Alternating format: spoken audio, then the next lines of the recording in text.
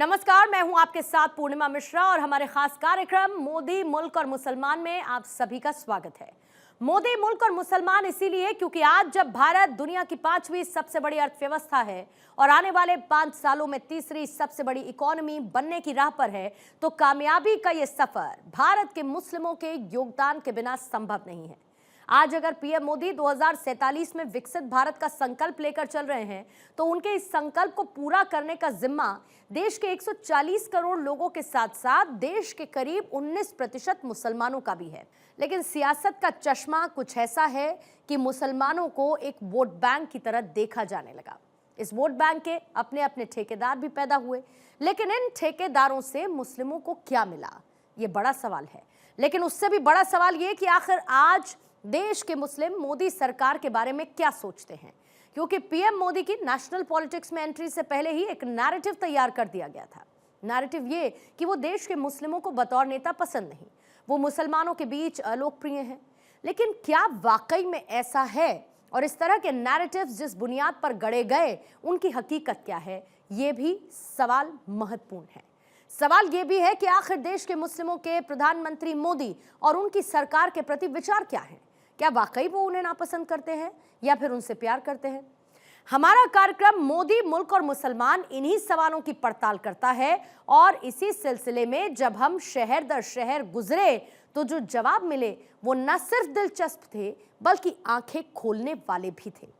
इसीलिए आज आपको भी हमारा ये शो जरूर देखना चाहिए, ताकि मुस्लिमों को वोट बैंक की तरह देखे जाने की जगह देश के विकास में उनकी भागीदारी, उनकी जरूरतों और उनके विचारों को भी सुना और समझा जाए, और जिस बुनियाद पर प्रधानमंत्री मोदी को लेकर मुस्लिमों के बारे में नैरेटिव्स गढ़े जाते हैं उनकी हकीकत भी बेपर्दा हो जाए।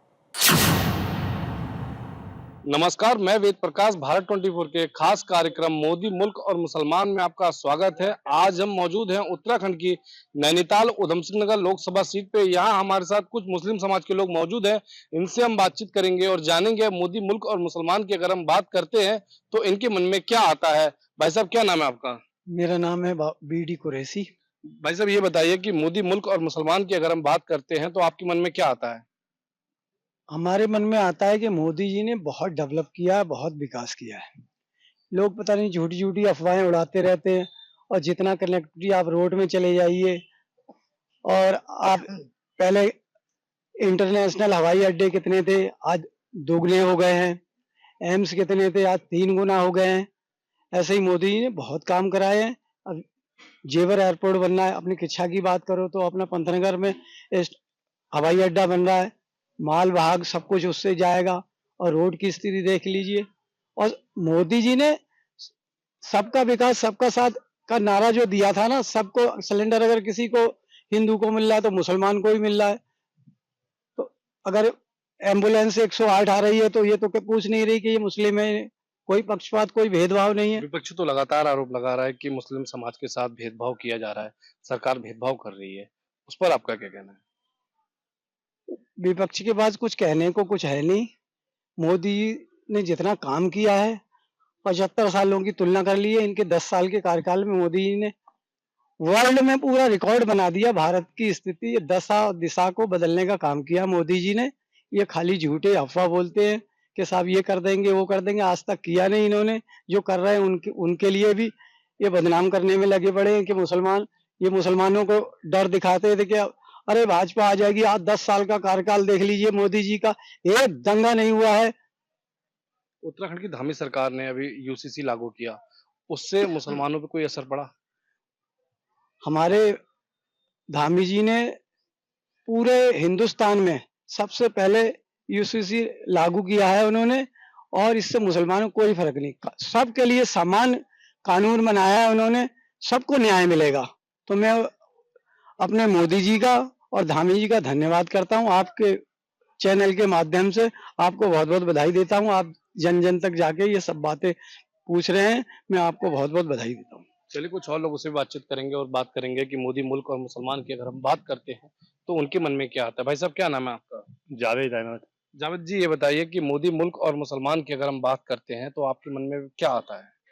सबसे पहले तो आपका धन्यवाद, और आपके चैनल के माध्यम से सभी देशवासियों को मेरा सलाम। और सभी देशवासी खुश रहें, भाईचारा रहे, मोहब्बत रहे, यही हम देश में चाहते हैं, यही हमारा पैगाम है।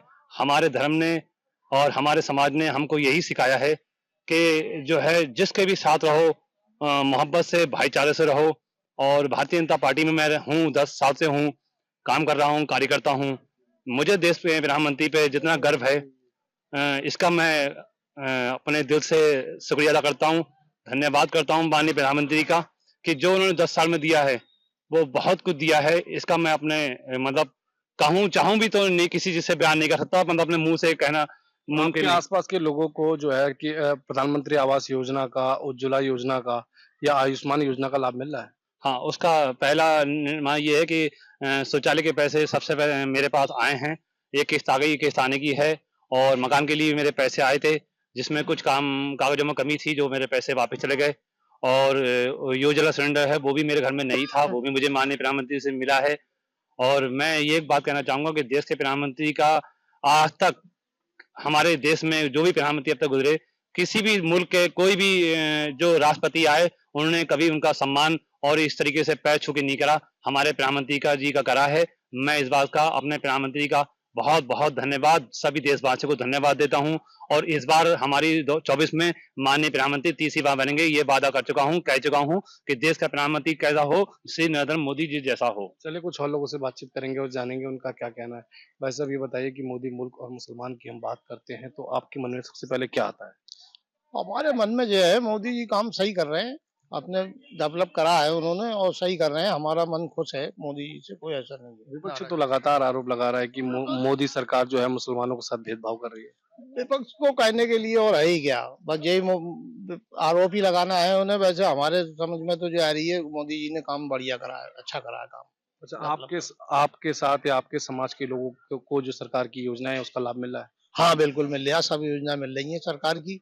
उज्ज्वला उज्ज्वला योजना और अनाज बट रहा हमारे मोहल्ले में, सब लोग जो लेकर आते हैं, हम देखते हैं कि हाँ, सब धरातल पे सब सही हो मतलब रहा बिना भेदभाव के काम हो है। रहा है। हाँ, बिना भेदभाव के हो गया, कोई भेदभाव नहीं। चलिए कुछ और लोगों से बातचीत करेंगे और जानेंगे कि मोदी मुल्क और मुसलमान की अगर हम बात करते हैं तो उनके मन में क्या आता है। सबसे पहला सवाल क्या होता है? भाई साहब क्या नाम है आपका? मेरा नाम मोहम्मद साकिर है। साकिर जी ये बताइए कि मोदी मुल्क और मुसलमान की अगर हम बात करते हैं तो आपके मन में क्या आता है? हमारे मन में जो है यही आता है कि ऐसा कोई जो है वो नहीं है कि मुसलमान हो हिंदू हो, मतलब कोई भेदभाव नहीं है। मतलब मोदी जी की सरकार में जो है ऐसा कोई मतलब भेदभाव नहीं है।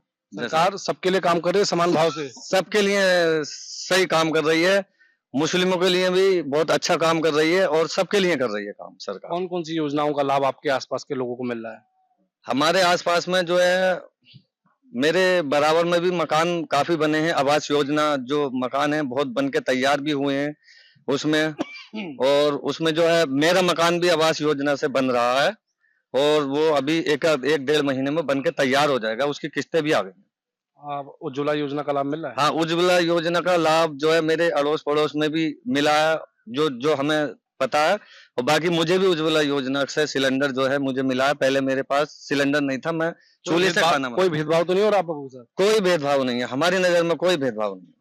चलिए कुछ और लोगों से बातचीत करेंगे और जानेंगे उनका क्या कहना है। मोदी मुल्क और मुसलमान की अगर हम बात करते हैं तो वो क्या सोचते हैं? सबसे पहले मेरे मन में यही बात आती कि जब से ये मोदी सरकार आई है, मुस्लिमों के साथ कोई भेदभाव नहीं हो रहा है। जितनी भी योजनाएं चल रही हैं, चाहे वो सौभाग्य योजना हो, चाहे उज्ज्वला योजना हो, चाहे मतलब प्रधानमंत्री योजना हो, सबके साथ जो है एक सा ही हो रहा है, किसी के साथ भेदभाव नहीं हो रहा है, सबको इसका लाभ मिल रहा है। कौन कौन सी योजनाओं का लाभ मिल रहा है? प्रधानमंत्री योजना, वो उज्ज्वला योजना का लोगों को लाभ मिल रहा है, सौभाग्य योजना का काफी लोगों को लाभ मिला है। और कई सारी योजना जैसे एम्स यहाँ आया हुआ है, एम्स बन के तैयार हो जाएगा, यहाँ पर काफी सारे लोगों को इसका लाभ मिलेगा। रोडवेज अड्डा बन रहा है, हवाई अड्डा बन रहा है, ये सारा जब बन के तैयार हो जाएगा तो सबसे पहले हर व्यक्ति को इसका लाभ मिलेगा। इसमें ये हिंदू या मुस्लिम कुछ नहीं देखा जाएगा, सबके साथ एक सा बर्ताव होगा। क्या आपको लगता है कि उत्तराखंड की 5 सीटों पे इस बार फिर भाजपा जीत हासिल करने में कामयाब होगी? हाँ, इस बार 5 सीट है, भाजपा फुल बहुमत से जीतेगी, ये मेरा मानना है। चलिए कुछ और लोग भी हैं उनसे हम बातचीत करेंगे और जानेंगे कि क्या कहना है मोदी मुल्क और मुसलमान को लेकर उनका। क्या नाम है आपका?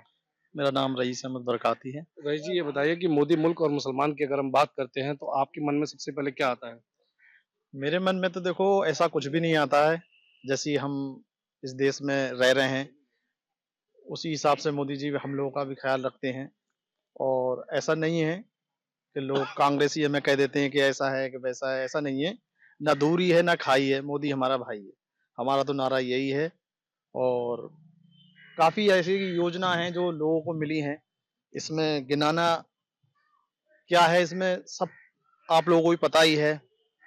उज्ज्वल योजना में बोरिंग गली में कम से कम 87 कनेक्शन तो मैंने ही दिलाए हैं। ठीक है? और बूथ नंबर 87 है, जिसमें हाजी जी साथ में रहते हैं। तो इसमें करीब 5 लोगों का आयुष्मान से उनका इलाज भी हुआ है फ्री। तो मोदी जी की देन है, कोई तभी हुआ पैसा है। तो नहीं लगा? नहीं, कोई पैसा, किसी का कोई पैसा नहीं लगा। और अब तो 200 कुछ जांचें और फ्री कर दी गई हैं, उसमें 256 जांचें करीब आ गई हैं उसमें, जिसमें कोई पैसा उसमें देना नहीं है किसी भी तरीके का। और ये यूसीसी उत्तराखंड सरकार ने लागू किया, उसको लेके क्या कहना है आपका? ये तो बहुत अच्छी चीज़ है। ये अगर लोग गुमराही की तरफ हैं तो उन्हें तो कोई इस चीज़ से मतलब ही नहीं है। सबका साथ है, सबका विकास है, सबका विश्वास है। यूसीसी सब एक नागरिक एक संविधान में रहेंगे तो बहुत अच्छी चीज़ है, इसमें कोई बुराई नहीं है। मोदी सरकार ने 3 तलाक का कानून जो पास किया था, उसको लेके विपक्ष लगातार मुस्लिम समाज को गुमराह करता है। उसको लेकर क्या कहना है आपका? देखो, विपक्ष का तो हमेशा टांग खींचने का काम रहा ही है। ठीक है? अब जब एक बॉल पे 6 रन चाहिए होते हैं तो कोई बल्लेबाज तो मार ही देता है। अब इनका काम तो है कि वाइड बॉल डालनी है हमें, कि हमें स्टंप मिल जाए, कैसे मिल जाए। ठीक है? ऐसा कुछ नहीं है। बहुत अच्छा अगर कानून बनाया है तो देख के ही बनाया होगा। किस तरीके से बनाया है, क्या है, क्या नहीं है। और इसे धर्म से ना जोड़ा जाए, मेरा मानना है। आपके क्षेत्र में जो भाजपा सांसद हैं, पिछले 10 साल से, क्योंकि लगातार भाजपा यहाँ पे नैनीताल उधमसिंह नगर लोकसभा सीट से भाजपा के सांसद हैं, तो क्या काम हो रहे हैं? नहीं, लगातार काम हो रहा है। कौन-कौन से काम? काम उनके तो जैसे कि आप देख लीजिए कि उन्हीं के नेतृत्व में एम्स है, जो बन के कम से कम चालू हो चुका है, रोड बेस भी हो गया है और डिग्री कॉलेज है, अनेकों काम हैं, क्या गिनाया जाए, जनता ये सब जानती है इसमें। अच्छा, और कौन-सी योजनाएँ हैं जो आपको काफ़ी प्रभावित करती हैं, जिसका लाभ मुस्लिम समाज के लोगों को ज़्यादा मिला? मुस्लिम समाज को देखो, एक तो ये उज्ज्वल योजना थी, इसमें ज़्यादातर मुस्लिम समाज के पास गैस सिलेंडर नहीं थे। तो इसमें करीब 10 साल से लगातार मुस्लिम समाज में गैस सिलेंडर भरपूर तरीके से चल रहे हैं। जिन घरों में, गाँवों में, ग्रामीणों में लाइट नहीं थी, उनका लाइट उनके घरों में जल रही है। एक रोशनी, एक हिंदुस्तान में नई रोशनी पैदा हो गई मोदी जी के उसमें। बाकी जो है, सबको दिख रहा है, टाँग खींचने वाला अगर खींच रहा है तो उसे खींच ले, तो क्या जा रहा है। चलिए, कुछ और लोग भी हमारे साथ हैं, उनसे हम बातचीत करेंगे। मोदी मुल्क और मुसलमान की अगर हम बात करते हैं, तो उनके मन में क्या आता है? क्या नाम है आपका? मेरा नाम है शमसुल हसन। ये बताइए शमसुल जी, पिछले 10 सालों से भाजपा की सरकार है केंद्र में, और आपका क्या कहना है, कितना लाभ मिला है मुस्लिम समाज के लोगों को इसका? नहीं, मुस्लिम समाज के लोगों को तो बराबर का लाभ मिल ही रहा है। जब से केंद्र में मोदी सरकार आई है, तो कोई सरकार ने, मोदी जी ने कोई भेदभाव नहीं किया है। एक्चुअली आयुष्मान कार्ड बनते हैं, या आयुष्मान कार्ड जब बनने का टाइम आया तो ये नहीं कहा गया कि आप मुसलमानों को नहीं बनाएंगे, हिंदू को बनाएंगे। उसके बाद जब इलाज लेने का नंबर आया तो ये नहीं कहा गया कि आप जो है मुसलमान को इलाज नहीं देंगे, हिंदू को इलाज देंगे। तो ऐसा कोई भेदभाव नहीं। फिर आरटी होता है स्कूल में, जैसे इंग्लिश इंग्लिश मीडियम स्कूल होते हैं, उसमें आरटी की जो एक कोटा आता है, तो उसमें भी जो है ये नहीं कहा जाता कि मुस्लिम का बच्चे का एडमिशन नहीं होगा, हिंदू को होगा। फिर किसान पेंशन योजना हो गई। किसान पेंशन योजना एक ऐसी है कि वो किसानों के लिए आती है, छोटे किसान के लिए। तो उसमें भी ये नहीं कहा गया कि आप भाई मुसलमानों को इसका लाभ नहीं देंगे, हिंदू को लाभ मिलेगा। तो ऐसी बहुत सारी जो भी योजना, उज्ज्वल योजना हो गई, राशन कार्ड हो गया। आज की डेट में मुस्लिम काफी, जैसे तादाद में गरीब लोग हैं गांव ग्रामीण क्षेत्र में, तो मैक्सिमम जो है वो मुस्लिम समाज के लोग ही राशन कार्ड का फायदा ज्यादा उठा रहे हैं, राशन ले रहे हैं। विपक्ष तो लगातार आरोप लगा रहा है कि मुस्लिम समाज के लोगों को सरकारी योजनाओं का लाभ नहीं मिल रहा, उनके साथ भेदभाव हो रहा है। उसको लेकर क्या कहना है? नहीं नहीं, देखिए, अभी आप लोगों ने और लोगों से भी सुना, सबने यही कहा कि विपक्ष का काम तो टांग खींचने का है। ठीक है? अब विपक्ष का तो ये है कि पहले तो विपक्ष तो ये मानता ही था, लेकिन अब विपक्ष ने थोड़ा सा ये छोड़ दिया है। उसको अब लग रहा है कि हमें वोट नहीं मिल रहा है। पहले से विपक्ष ये मानता चला आ रहा है कि मुस्लिम वोट तो जो है वो मिलता ही मिलता है, और मुस्लिम देता भी था, झोली भर भर के वोट देता था। लेकिन जब मुस्लिम का कोई काम पड़ता था, कोई नेता विपक्ष का काम नहीं आता था। और अब जब मोदी सरकार आई है, 10 साल लगातार कंटिन्यू होगा, तो विपक्ष जो है वो मुस्लिम को टारगेट करके कि मुसलमानों को कोई काम नहीं हो रहा है, मुसलमानों को काम नहीं हो रहा है, तो फिर ये तो फिर एक टांग खींचने वाली बात है। मुस्लिम इस बार मोदी के साथ जाएंगे? मुस्लिम बहुत जा रहे हैं मोदी के साथ। हम भी पहली बार आपको जो है आपके चैनल पे बोल रहे हैं, इससे पहले कभी नहीं आपने देखा होगा, नहीं बोले थे, और इतने लोग बोल रहे हैं आपने। और मैक्सिमम जो है, आप जब उधम सिंह नगर में गए होंगे पूरे जिले में, तो लगभग मैक्सिमम मुस्लिम लोगों ने आपको यही बताया होगा कि हाँ हमारे साथ कोई भेदभाव नहीं है। भारतीय जनता पार्टी 400 पार की बात कर रही है कि 400 सीटें आएंगी, तो क्या उतनी सीटें आ सकती हैं? 500 पार की भी हो सकती है। 400 पार तो चलो मोदी सरकार को, देखिए सरकार को ये पता होता है कि हाँ हमने लोगों के साथ इतना काम किया है, हमने इतनी योजनाएं पहुंचाई हैं, तो लगभग हम जो बोल रहे हैं, पहले भी बोला था उन्होंने 300 पार, तो आई 300 पार। अब 400 बोला, इस बार तो ये लग रहा है 500 पार भी हो जाए। क्या नाम है चाचा आपका? यूसुफ। यूसुफ जी, ये बताइए कि प्रधानमंत्री नरेंद्र मोदी की 10 साल से सरकार है, क्या उस सरकार में मुस्लिम समाज के लोगों को बराबर का हक मिला है? क्या उनकी योजनाओं का लाभ मिला है उन्हें? नहीं, बराबर मिला है, बराबर मिला है। देखो, ऐसा है, अनाज दिया है तो सबको दिया है उन्होंने। ऐसा है ना, ऐसा नहीं है कि हिंदुओं को मिला है मुसलमानों को नहीं मिला है। अच्छा, ये जो आयुष्मान कार्ड जो चलाया है 5 लाख रुपए का उसका इलाज के लिए, उसका भी बहुत लाभ लोगों को मिला है। ऐसा नहीं है। विपक्ष तो लगातार आरोप लगा रहा है, विपक्ष कह रहा है कि जो मुस्लिम समाज के लोगों को उसका लाभ नहीं दिया जा रहा है, उनके साथ भेदभाव किया जा रहा है। नहीं नहीं, ऐसी बात नहीं है, गलत बात नहीं है। लेकिन मिल गया है लोगों को, क्यों नहीं मिल गया है, बराबर मिल गया है। 10 साल से लगातार भाजपा के सांसद हैं नैनीताल उधम सिंह नगर लोकसभा सीट पे, क्या उनने कौन कौन से विकास किए हैं, कौन कौन से विकास कार्य हैं जिससे आप प्रभावित हुए? नहीं, देखो, ये एम्स जो बनने आई है, इसमें सभी को लाभ मिलना है। कोई ऐसा नहीं है कि एक ही को लाभ मिलेगा, सबको लाभ मिलेगा। आपके क्षेत्र में रोडें बनी हैं? हाँ, रोटें बनी है। हमारे साथ बातचीत करने के लिए कुछ और लोग भी मौजूद हैं, इनसे हम बातचीत करेंगे और जानेंगे क्या कहना है इनका। उमेश जी, ये बताइए कि भारतीय जनता पार्टी की 10 साल से सरकार केंद्र में है, क्या 10 साल के जो कार्यकाल है उसमें मुस्लिम समाज के लोगों को बराबर की हिस्सेदारी मिल पाई है? क्या उनकी जो योजनाएं हैं उसका लाभ मुस्लिम समाज के लोगों को मिला है? मिला भी है और नहीं भी मिला है सर, लेकिन जिन क्षेत्रों में विकास हुआ है उन क्षेत्रों के मुस्लिम लोगों को भारतीय जनता पार्टी के माध्यम से उसका लाभ भी मिला है। और कुछ क्षेत्र ऐसे हैं जहां पे भारतीय जनता पार्टी अपने पांव पसारे हुए है, लेकिन उसके बाद भी मुस्लिम वर्ग के लोग हों या किसी भी जाति वर्ग के लोग हों, निम्नलिखित तरीके से अपनी आवाज को उठा रहे हैं, लेकिन अभी तक वहां पे कोई आदान प्रदान की कोई सीमा नहीं देखी गई है। और कोई भी सरकार जब अपने पांव पसारती है किसी भी क्षेत्र में, तो उसका तो हक बनता ही है कार्य करना, जनता के साथ साथ खड़े होकर कार्य करना। जनता ही गवर्नमेंट को चुनती है और उसको इतने ऊंचे ओहदे पे बैठाती है, और जनता ही चुनाव करती है कि सरकार अगर नहीं सही है तो वही चुनाव करेगी, और सरकार अगर सही कार्य करेगी तो जनता फिर उसको ही चुनेगी जो कार्य अच्छा करता है। अच्छा, विपक्ष लगातार आरोप लगा रहा है कि मुस्लिम समाज के लोगों को भारतीय जनता पार्टी या केंद्र सरकार द्वारा जो योजनाएं चलाई जा रही हैं उसका लाभ नहीं मिल रहा है, उसको लेकर क्या कहना है? हम तो आरोपों में घिरे हैं, और ये राजनीतिक पॉलिटिकल है, उनका तो कार्य ही आरोप लगाना है, लेकिन वास्तविकता में जो सच है वो बहुत कम देखने को मिलता है। क्या आयुष्मान योजना जो केंद्र सरकार द्वारा चलाई जा रही है, या आवास योजना जो चलाई जा रही है, या जो राशन वाली योजना चलाई जा रही है, क्या उसका लाभ मिल रहा है मुस्लिम समाज के लोगों को? नहीं, मुस्लिम समाज के लोगों को भी उसका लाभ मिला है, और क्षेत्र के जितने भी लोग हैं उन लोगों ने भी लाभ उठाया है। सरकार ने बहुत अच्छी योजना बनाई है आयुष्मान कार्ड की, वरना लोग, गरीब तबके के लोग जो हैं, जो 10,000 रुपए नहीं जुटा पा रहे थे अपने रोग के लिए, आज उन्होंने इसका प्रयोग करके अपने आप को स्वस्थ पाया है। केंद्र सरकार जो है लगातार जो है अल्पसंख्यक समाज के लिए योजनाएं चला रही है, जिसमें बच्चों की शिक्षा को लेकर विशेष ध्यान दिया जा रहा है, उसको लेकर क्या कहना है? देखिए, जहां तक शिक्षा का सवाल है, मैं भी एक शिक्षित व्यक्ति हूं और पढ़ा लिखा तबके का व्यक्ति हूं, लेकिन मैंने अब तक जो भी जद्दोजहद की अपने बलबूते की है, लेकिन सरकार को सबसे ज्यादा शिक्षा पे ध्यान देना चाहिए और रोजगार पे ध्यान देना चाहिए। शिक्षा अच्छी होगी तो उतने ही लोग, व्यक्ति अच्छे होंगे, और जब व्यक्ति अच्छे होंगे तो सरकार को भी मेहनत करने की जरूरत नहीं है, क्योंकि व्यक्ति अपने आप परिश्रम करते रहेंगे और सरकार को इसका लाभ देते रहेंगे। एक गवर्नमेंट जब इतने बड़े क्षेत्रफल में पांव फंसाती है तो वो निम्नलिखित वर्गों का उल्लेख नहीं कर पाती है, उसकी वजह है। और जिन क्षेत्रों में अधिकारियों को लगा दिया था काम के लिए, यही वजह है कि वहां के या तो लोग अच्छे नहीं होते हैं या अधिकारी अच्छे नहीं होते हैं। यही वजह है कि कुछ काम कार्य हो जाते हैं, कुछ पेंडिंग पड़ जाते हैं। इसीलिए कुछ लोग सरकार को दोष देते हैं, कुछ लोग जनता को दोष देते हैं। लेकिन सबसे मेन चीज है, अगर शिक्षा अच्छी होगी तो उस क्षेत्र का, उस देश का रोजगार भी अच्छा होगा, और शिक्षा ही अच्छी नहीं होगी तो वो लोग कहाँ अच्छे होंगे। भारतीय जनता पार्टी की जो सांसद प्रत्याशी हैं जो नैनीताल उधम सिंह नगर लोकसभा सीट के, वो कह रहे हैं कि हम एम्स लेके आए, डिग्री कॉलेज लेके आए और भी कई चीजें लेके आए जिससे कि यहाँ के लोगों का जो जीवन स्तर है वो सुधर सके। उसको लेकर क्या कहना है आपका? नहीं, अच्छी चीज है। हमारे क्षेत्र में अगर एम्स होगा, हॉस्पिटल होंगे, चिकित्साएं होंगी, रोडवेज होगा, रेलवे स्टेशन होगा, तो आने वाली बढ़ती हुई जनसंख्या के लिए आने वाले कल में ये उपयोगी रहेंगे। अच्छी चीज है। और जिस सरकार ने अपने क्षेत्र दौरे में ये कार्य किए होंगे तो उनका नाम होगा। आपने सुना कि भारत 24 से खास बातचीत करते हुए मुस्लिम समाज के लोगों ने अपनी अलग अलग राय दी। उधम सिंह नगर से वेद प्रकाश, भारत 24 के लिए।